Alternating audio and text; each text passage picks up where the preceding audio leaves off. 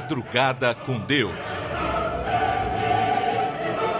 Do Templo Espiritual Maria Santíssima. Aproximando a espiritualidade de você. Salve Jesus, salve Maria Santíssima. Bom dia. Eu quero começar hoje o programa te fazendo uma pergunta. Você é teimoso? Você é teimosa? Como lidar com a teimosia, não é? Eu lembro da palavra do nosso amigo cigano Dom Carlos Ramírez, que ele disse que ele não tem cura para teimosia. Só o tempo, não é? Só o tempo que vai fazendo com que a pessoa teimosa perceba. Então o tema do programa de hoje é esse, olha só, teimosia. Sabe quem nos vai falar sobre isso? Sobre a teimosia? Nosso amigo baiano Zé do Coco, daquela forma característica dos baianos. Bem despojado, bem simples, bem verdadeiro e bem direto, que somente esta falange que é dos baianos que tem, não é? Bom, preste atenção nas palavras desse irmão, pois nós não podemos ser teimosos, sabe? Nós temos que aprender todos os dias. Se eu teimo numa só coisa, eu acabo perdendo a oportunidade de aprender outras coisas. Não, é assim e acabou. Não, a transformação nos faz perceber que o que era certo no passado, hoje já não é. E é comum isso, é muito comum. Olha, eu lembro que na minha infância, falava-se que o ovo era prejudicial à saúde. Muito prejudicial, não podia comer muito ovo. Hoje os cientistas, os médicos, os nutrólogos, nutricionistas, enfim, afirmam que o ovo ele é muito benéfico à saúde. Enfim, então muitas mudanças. Eu lembro que, olha, quando eu era pequeno, minha mãe dizia assim, não pode tomar manga com leite. Manga com leite é um veneno. E eu aprendi isso quando criança, de repente não tem nada a ver. Enfim, as coisas vêm mudando, sabe? Então se eu teimar a continuar sendo como eu sou, como que eu vou melhorar? Como que eu vou evoluir? Então a teimosia atrapalha a evolução. Olha que doido isso. A teimosia atrapalha a sua evolução. Então não vamos ser teimosos não, pelo contrário. Vamos nos abrir a novos conhecimentos para agregar aqueles que já temos. E se o meu conhecimento hoje me ensina a essa direção, e se eu aprender e ver que essa direção não está boa, por que não mudar? Por que não ter a humildade de dizer, puxa vida, eu estava errado. Eu estava errado. Isto, olha, você assumir um erro é nobreza de alma. O exemplo maior foi dado pelo próprio apóstolo Paulo.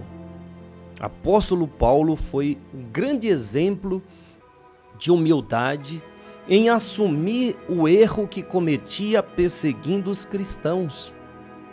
Ele não foi teimoso. No começo foi teimoso até cair do cavalo, não é?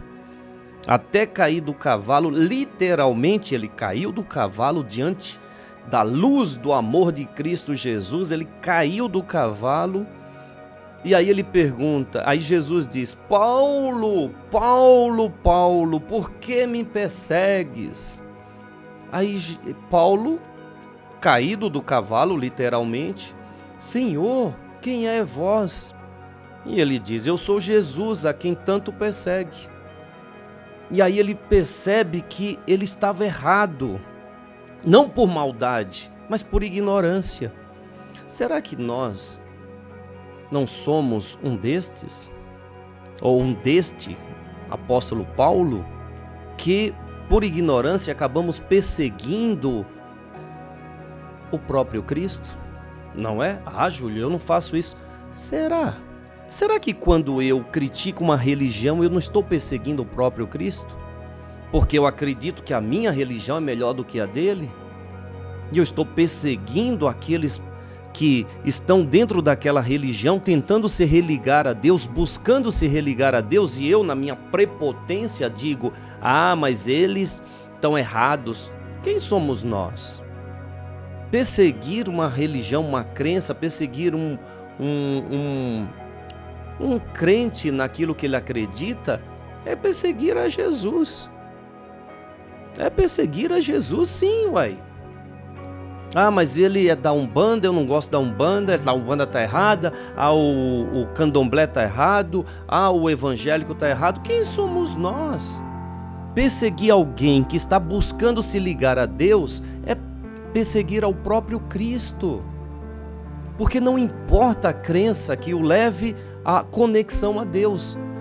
Aprendemos que religião é a religação com Deus. Então, se eu estou criticando alguém que está em busca de se religar a Deus na crença que o alimenta, eu estou perseguindo quem? Será que a gente precisa cair do cavalo como o apóstolo Paulo? E será que teremos humildade suficiente para dizer: eu estava errado, você está certo, meu irmão, vá em busca da sua crença? Como uma vez deu exemplo, já contei aqui, uma vez deu exemplo o próprio baiano, que uma pessoa veio em busca de ajuda e passou com ele, ele disse: você está em falta com a sua religião, vá para a sua igreja, converse com seu pastor. Você se afastou e a pessoa ficou admirada: mas eu estou dentro de uma casa espírita e o espírito dizendo que eu estou em falta com a minha crença que era evangélica? Sim, porque não existe essa separação. Todos se ligam a Deus naquilo que o preenche. Acabou, não é mesmo?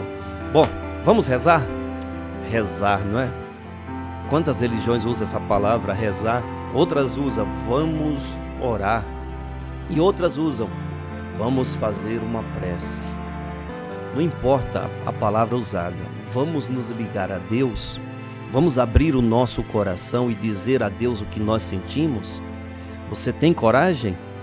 Tem coragem de abrir o teu coração, abrir a sua mente, abrir o seu íntimo para Deus? Pois Deus nos conhece, mas nos respeita dentro da nossa privacidade, nosso livre-arbítrio. Então vamos abrir a nossa mente, a nossa alma, o nosso coração para Deus? É isso que fazemos quando oramos, quando rezamos, quando fazemos uma prece. No silêncio deste dia que amanhece, venho pedir-te a paz, a sabedoria, a força. Quero hoje olhar o mundo com os olhos cheios de amor. Quero ser paciente, compreensivo, manso e prudente. Quero ver além das aparências os teus filhos como tu mesmo os vês. E assim, Senhor, não ver senão o bem que há em cada um deles.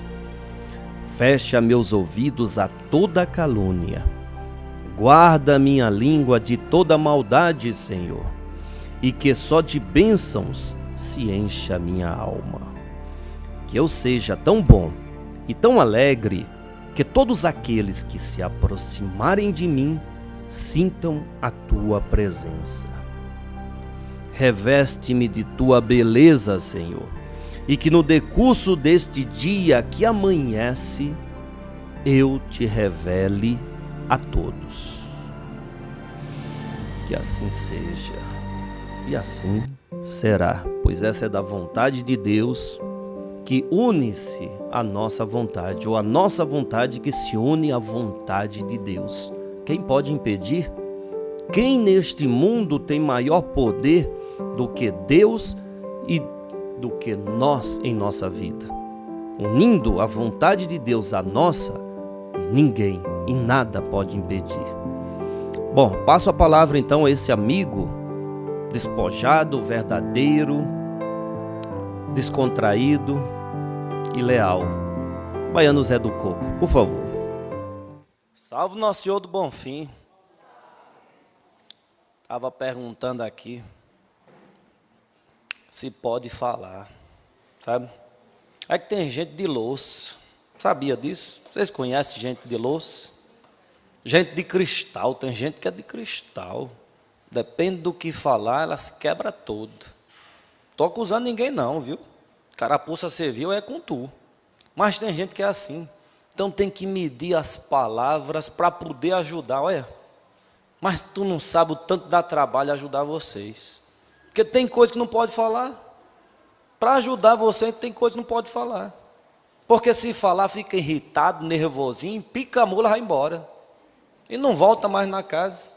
Ah, porque o baiano falou isso, eu sou isso, eu não sou isso. Oxe, olha, só tem um jeito de resolver o problema que tem. Primeiro é reconhecer ele. Tem que reconhecer o problema que tem.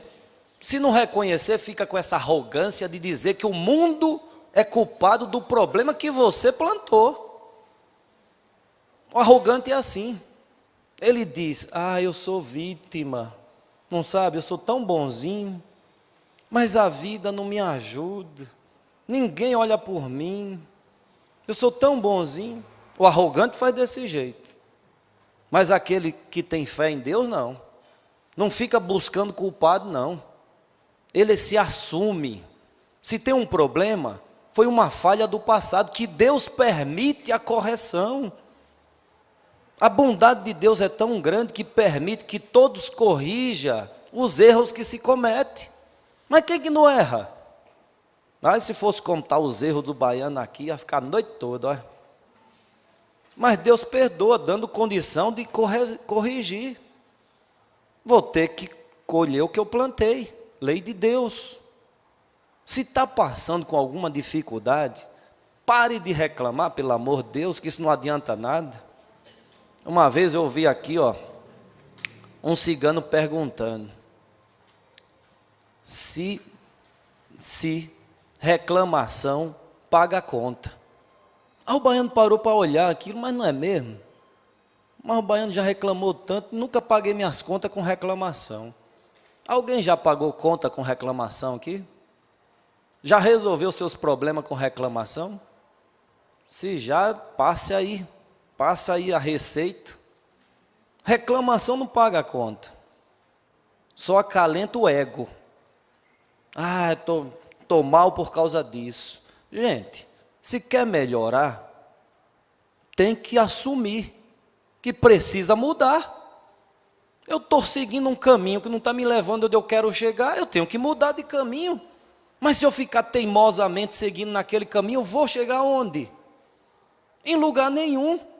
Então é necessário se reconhecer, se assumir que está seguindo o caminho errado e mudar.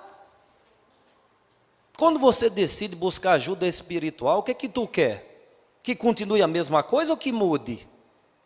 Você quer mudar a sua vida, é por isso que está aqui dentro. Porque decidiu mudar a situação que não está boa.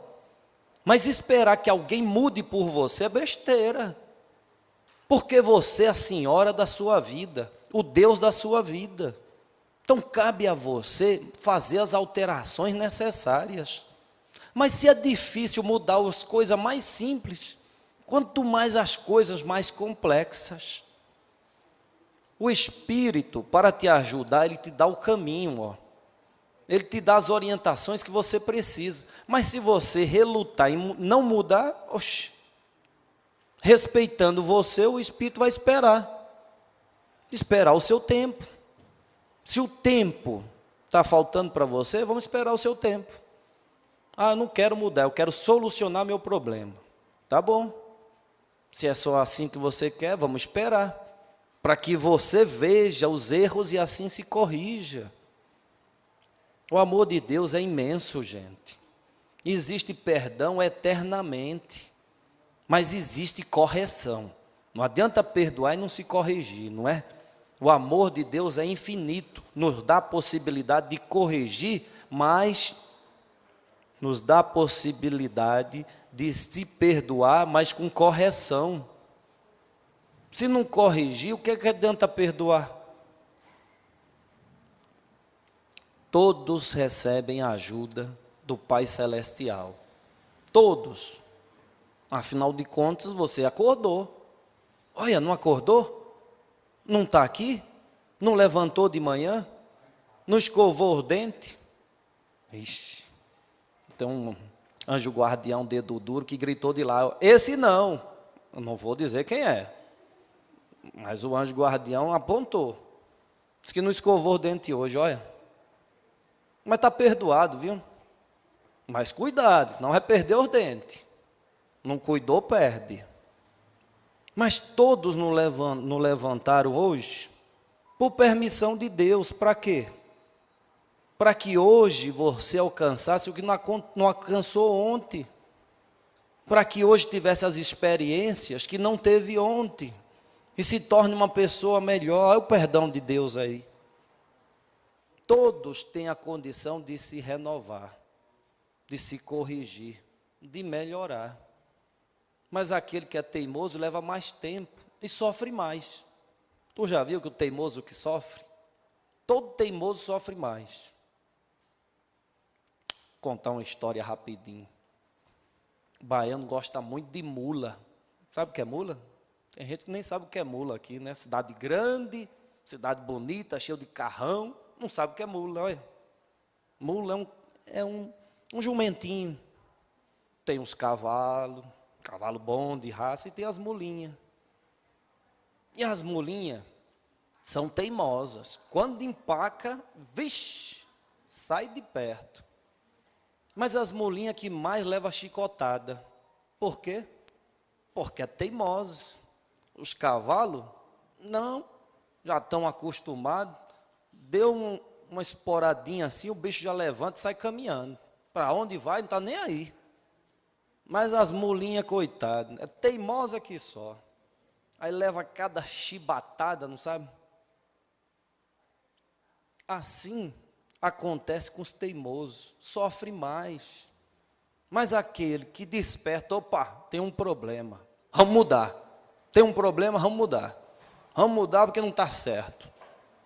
Ele aproveita mais o seu tempo. Ele chega mais rápido onde quer chegar. Ele alcança mais rápido os seus objetivos. Porque é decidido. Se não está bom, vamos mudar. Se esse caminho não está chegando onde eu quero, eu vou mudar de caminho. Mas eu vou chegar onde eu quero. Isso é decisão. Isso é confiar em Deus. Confiar em Deus não é ficar de joelho 24 horas por dia rezando ao Pai, não. Ah, eu tenho fé, eu rezo de manhã, de tarde, de noite, e quando estou dormindo eu rezo também. Mas o que adianta? Se a sua reza é uma comunicação com um plano superior, e esse plano superior te intui a você realizar, e você não realiza, aí ferrou, fica empacado, vai sofrer mais.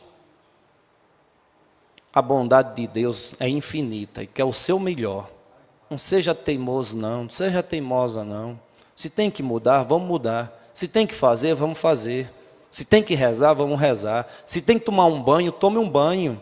Se tem que acender uma vela, vamos acender uma vela. Essa vela vai iluminar a sua cabeça. Mas não empaque não, para poder aproveitar melhor do que Deus tem a te dar. A vida é tão boa. Tantas coisas boas para ser vivida.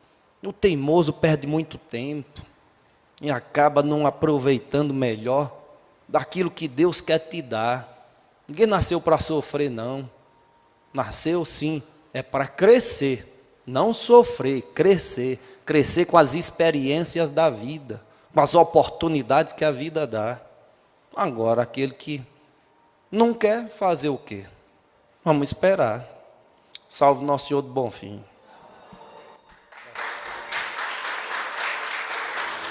Graças a Deus. Você sabe, eu agradeço a Deus a oportunidade de conviver com estes espíritos. Espíritos que só têm um desejo: o nosso bem, o meu bem, o seu bem. E que não medem esforços para trabalhar em prol deste bem. Que mais preenche a minha alma é ver a união destes irmãos, cada um dentro do seu grau de compreensão, de entendimento, de sabedoria, de experiência. Um baiano, um preto velho, um cigano, um médico, um doutor Bezerra de Menezes, Maria Santíssima coordenando todos. É lindo e maravilhoso de ver a união e o respeito de todos para com todos. Quem sabe nós, seres espíritos, seres humanos, espíritos encarnados, um dia teremos esse mesmo respeito, não é? Entendendo que todos estão dentro do campo de aprendizado. Todos nós estamos. E esse respeito é fundamental. Respeitemos a crença do próximo. Respeitemos a religião do próximo. Respeitemos a opinião do próximo. Bom, agora Paulo de Moraes em mais uma leitura dos 4 evangelhos. Passamos a apresentar os 4 evangelhos. Revelação da Revelação. Jean Baptiste Rustin. Narração: Paulo de Moraes.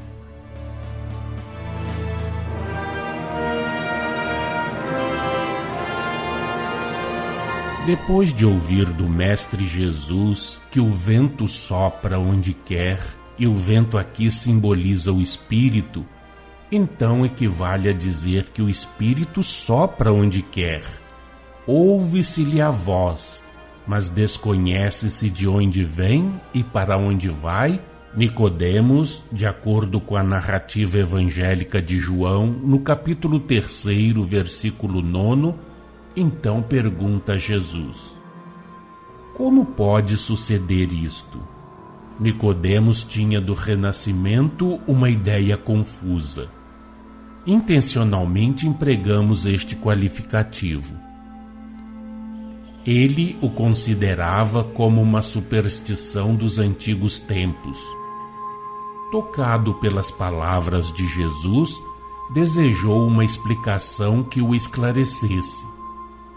A resposta que obteve, salientando-lhe a ignorância e fazendo-o reportar-se ao passado, foi apenas, como ides ver, para lhe tornar compreensível que no que Jesus dissera estava a sanção de uma realidade, de uma verdade já entrevista pelos sacerdotes e pelos escribas, pelos eruditos em suma, e espalhada no seio das massas populares.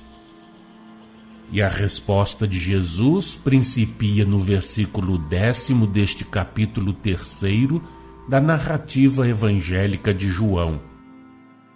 Jesus, respondendo a Nicodemos, diz: Tu és mestre em Israel e não compreendes estas coisas? Essa resposta de Jesus equivale ao seguinte: ignoras o que te digo sobre o renascimento, sobre a obrigação de renascer, de reviver? Entretanto, como mestre em Israel, devias estar a par de tudo isso, pois que muitos o disseram e ensinaram antes que eu destas coisas falasse. Assim, bem apreendido o sentido destas palavras. Não te admires de que eu haja dito ser necessário que torneis a nascer. Vê-se que Jesus se referia a uma coisa que no domínio do passado já era realidade, que ele não compunha apenas a forma alegórica de uma ideia ou de uma noção nova, que não apresentava uma simples alegoria destinada a servir de base às futuras interpretações humanas da Igreja relativas a um renascimento puramente espiritual por efeito do batismo da água que ela administra e da inspiração do Espírito Santo. Nos livros antigos do templo, livros em que os levitas auriam toda a sua ciência, o renascimento se encontrava assinalado. Não é que constituísse um ponto de fé, mas dele ali se falava como de um fato ordinário. Os magos que visitaram Jesus recém-aparecido em Belém de Judá, conforme a narrativa evangélica feita por Mateus, no capítulo 2, versículos 1 a 12, aqueles magos que, como sabeis, se comunicavam com os espíritos, que eram médiuns, tinham conhecimento da reencarnação, mas de modo menos desenvolvido do que vô-lo traz a nova revelação. Todos os povos antigos conheceram, antes do aparecimento de Jesus na Terra, a lei natural, universal do renascimento. Consultai a história antiga da Ásia e da Europa, especialmente a da Índia, do Egito, da Caldeia, da Grécia, dos latinos, das Gálias. Citamos apenas alguns nomes, mas essa crença estava espalhada por toda parte. Era, repetimos, universal. Quando Jesus apareceu na Terra, a ideia do renascimento, formando um amálgama de erros e verdades, constituía apanágio de reduzido número de eruditos, de iniciados. No seio das massas populares ainda tinha voga, mas velada, imprecisa, coberta de superstições que a tornavam quase incompreensível. Por toda parte encontrareis traços dessa crença. Entre uns, ela se vos mostrará positiva. Entre outros, vê-la-eis incluída no rol dos contos da carochinha, das histórias de lobisomens e fantasmas. Mas esse legado das passadas eras, essa consciência da origem, varou as crenças populares. Era um germen destinado a subsistir sempre até chegarem os tempos em que houvesse de produzir rebentos fortes e vigorosos. Foi para que esse germen se mantivesse vivo que veladamente Jesus lembrou o princípio do renascimento em muitos de seus ensinos, esparsos, como vos mostramos, pelos 3 primeiros evangelhos. Foi que o proclamou como fato verificado na pessoa de João, filho de Zacarias e de Isabel. Foi que o proclamou ainda no seu colóquio com Nicodemos. Sempre, porém, o fez deixando a revelação que ele predisse e prometeu e que seria trazida ao mundo pelos Espíritos do Senhor, órgãos do Espírito da Verdade, o encargo de fazer brotar daquele germe os rebentos fortes e vigorosos, isto é, de desenvolver e explicar em espírito e verdade a lei natural e universal do renascimento em seu princípio fundamental, suas aplicações e consequências, mostrando-a como pedra angular do edifício do progresso humano, como via e meio de depuração do espírito, de alcançar a perfeição moral. Mas, conforme dissemos em explicações anteriores, essa tão grave questão tinha que permanecer na sombra. É que a reencarnação implica forçosamente as relações espirituais, as relações de além-túmulo entre a humanidade terrena e o mundo invisível. E isso era uma arma que o homem ainda não estava em condições de manejar. Assim, em vez de ser de utilidade para aquela época e de preparar o futuro, teria prejudicado a obra de regeneração, a marcha do progresso. A quantos dos atuais pastores se podem dirigir estas palavras que Jesus dirigiu a Nicodemos?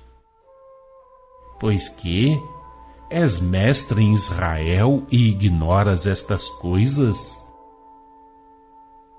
Se os doutores de Israel houvessem estudado, esquadrinhado os arquivos, trabalhado enfim por instruir-se com o desejo de instruir os outros e não com o propósito de se servirem da luz como de arma contra o vulgo, teriam sabido aquelas coisas como as devera saber Nicodemos.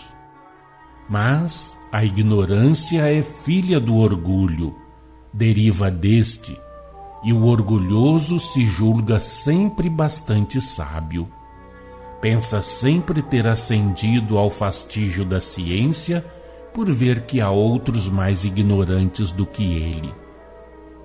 Também por vezes teme descer ao fundo de certos conhecimentos, receando encontrar lá a sua própria condenação. Entre vós, quantos doutores de Israel vivem?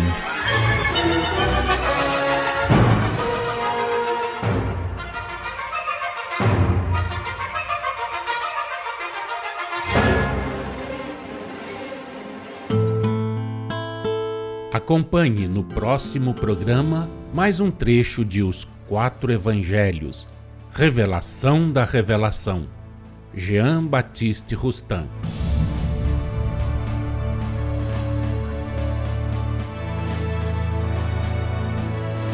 Obrigado, Paulo de Moraes. Esse é o programa Madrugada com Deus, que chega ao fim hoje, mas amanhã estaremos de volta. Sábado dedicado ao Senhor, certo?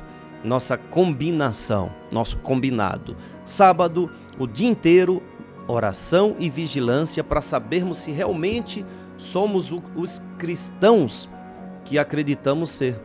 Se realmente estamos seguindo o Cristo, nos sentimentos, nos pensamentos e nas ações. Este é o sábado do Senhor. Tá bom? Salve Jesus! Salve Maria Santíssima!